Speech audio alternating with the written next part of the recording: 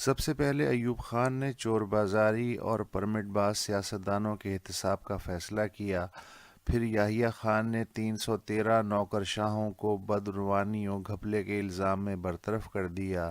پھر اگلے chief marshal administrator Zulfiqar Ali Bhutto نے 1400 بیوروکریٹس کو نااہلی و نامعلوم کرپشن الزامات کے تحت چلتا کیا۔ پھر اگلے چیف مارشل ایڈمنسٹریٹر ضیاء الحق نے پہلے احتساب پھر انتخاب کی تلوار سونت لی اور بھٹو حکومت کے خلاف اختیارات کے غلط استعمال اور سیاسی مخالفین کو انتقامی کارروائیوں کا نشانہ بنانے کے موضوعات پہ کئی ہزار صفحات کے وائٹ پیپرز شائع کیے۔ ان کے بعد آنے والے صدر غلام اسحاق خان نے پہلے بے نظیر اور پھر نواز شریف حکومت کو کرپشن الزامات میں چلتا کیا۔ پھر بے نظیر بھٹو کی دوسری حکومت کو اگلے صدر فاروق لغاری نے انہی الزامات کے تحت برطرف کیا۔ پھر نواز شریف کی دوسری حکومت نے بے نظیر اور آصف زرداری کے خلاف احتساب بیورو میں کرپشن ریفرنس دائر کیے۔ پھر اگلے فوجی chief executive general Pervez Musharraf نے سابق احتساب بیورو کی جگہ نیب کا ادارہ قائم کیا۔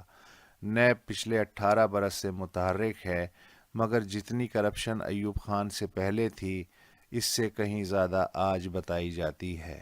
گویا مرض بڑھتا گیا جوں جوں دوا کی۔ آج تک فوجی حکومتوں نے سویلین یا سویلین حکومتوں نے سویلینز کا احتساب کیا ہے۔ آج تک کوئی سویلین حکومت کسی فوجی حکومت کا احتساب نہیں کر سکی۔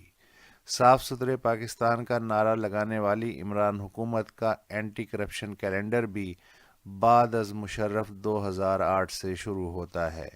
نیب کے دائرہ زد میں تمام ادارے آتے ہیں، مگر عدلیہ اور فوج کو استثناء حاصل ہے، کیونکہ کہا جاتا ہے کہ دونوں اداروں کا اپنا اپنا اندرونی احتسابی ڈھانچہ ہے، لہٰذا دونوں کو اس احتسابی چھتری کی ضرورت نہیں کہ جس کے نیچے باقی پاکستان ہے۔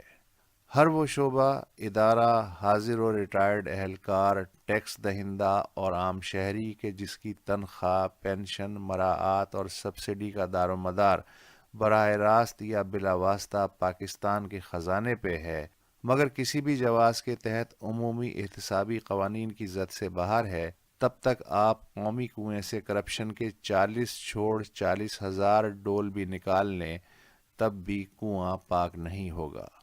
کشکول کے پیندے کے بڑے بڑے چھید بند کیے بغیر ہی اس میں سرمایہ کاری، قرضے اور امداد ڈلتی رہی تو باقی زندگی بھی یہی سوچ سوچ کے سر کھجاتے گزر جائے گی کہ چین نے 40 برس میں 70 کروڑ افراد کو غربت سے آخر کیسے نکال لیا، ملائیشیا کی آبادی 3 کروڑ اور زر مبادلہ کے ذخائر 104 ارب ڈالر کیوں ہیں، اور ہماری آبادی 22 کروڑ ہونے کے باوجود زر مبادلہ کے ذخائر 8 ارب ڈالر کیوں ہیں۔ اچھا، بس ایک کام کر لیں، صرف اپنی خارجہ پالیسی پہ نظر ثانی کر لیں۔ اگلے 20 برس میں آپ بھی ملائیشیا